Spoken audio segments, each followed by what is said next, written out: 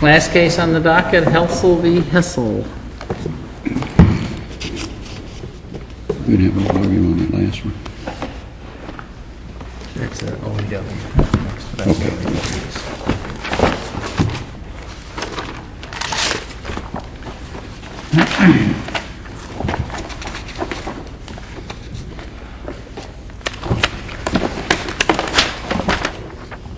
Okay. Good morning, Your Honors.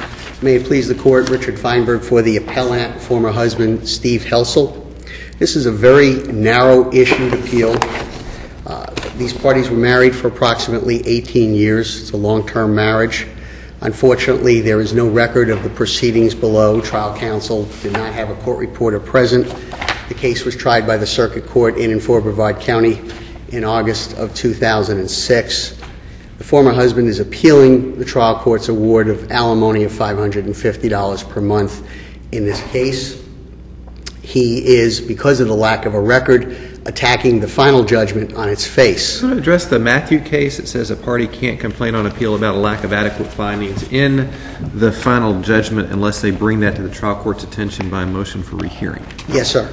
Absolutely. Why doesn't that take care of this? It does. Okay. And I'm hanging on a footnote, and I'm hanging on the footnote to the Matthew case, which this court wrote, and it allows the court the discretion, if the court determines on its own that the final judgment is so deficient with findings that it cannot be meaningfully reviewed on appeal, that it can reverse and remand for findings. And that's, when I said it was going to be brief, I truly meant it. This appeal fits right into a final judgment that I believe is insufficient in the findings, that is governed by Matthew, that trickles all the way down to your footnote in Matthew. And I think that it's the final judgment that was entered by the court is so deficient that it cannot be meaningfully reviewed on appeal, and that it should be reversed and remanded for findings to support the judgment. It should be done the right way. Counsel, I'm sure you feel like the soldier that had his gun taken away from him when you don't have a transcript. I think you've done a very good job considering the fact that you didn't have one. Well, thank you very much. And I'm not. If the court doesn't have any more questions, that's really where this case goes. Okay. Thank you very much. Thank you.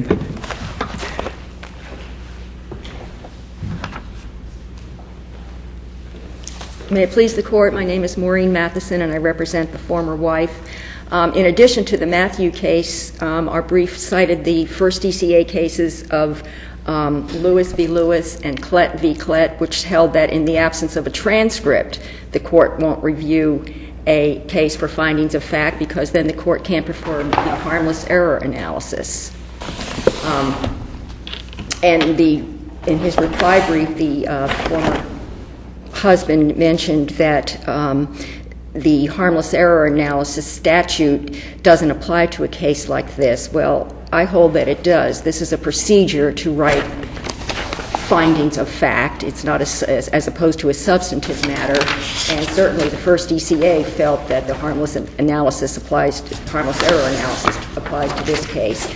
And also that I would point out that when you read Matthew, it's not apparent whether or not there was a transcript there. However, the other cases that have followed that footnote in Matthew, there has been a transcript. In the fifth DCA's case of Alpha, which is meant to be... You're not suggesting that there could never be a case that we might get in which the final judgment had such inconsistencies or problems that we felt like it had to go back, even without a transcript? In fact, Your Honor, there was such a case. In Lewis v. Lewis, the court distinguished the Swanston case just for that reason. They said that final judgment had substantial inconsistencies. In this case, we just have so little record, but what we have of the record is that based on the former husband's own financial affidavit, that this alimony award is only 21.5% of what that is, and that is certainly not an abuse of discretion.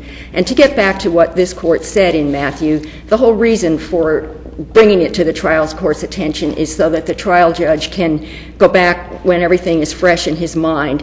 And in this case, we have the worst case scenario in which this was heard by a senior judge. With no transcript, everybody will be back from the beginning, and there just really is no basis to reverse this case. We think it should be affirmed, unless the court has any other questions. Counsel. Thank you both. Thank you. Anything further? Just briefly, Your Honor.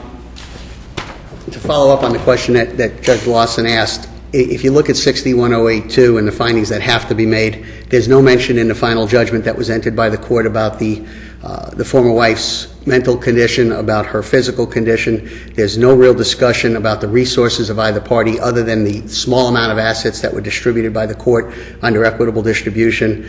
And there is no discussion in the final judgment of the former husband's income. I can't imagine a finding that would be more important to a trial court to put in a final judgment in determining need and ability to pay in an alimony case than the payor spouse's net available disposable income, his living expenses. Also, one final note, the court simply says that there was a vocational expert that testified that indicated that the former wife has the ability in Brevard County to earn $18,000 to $24,000. From that, the judge in this case makes a quantum leap to impute income of approximately $1,400 a month to the former wife.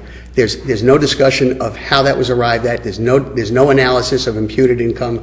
There's no findings of what that analysis was. He just goes from the vocational expert's testimony to a quantum leap of $1,400 a month. I just think that it should be done the right way. I think there should be findings.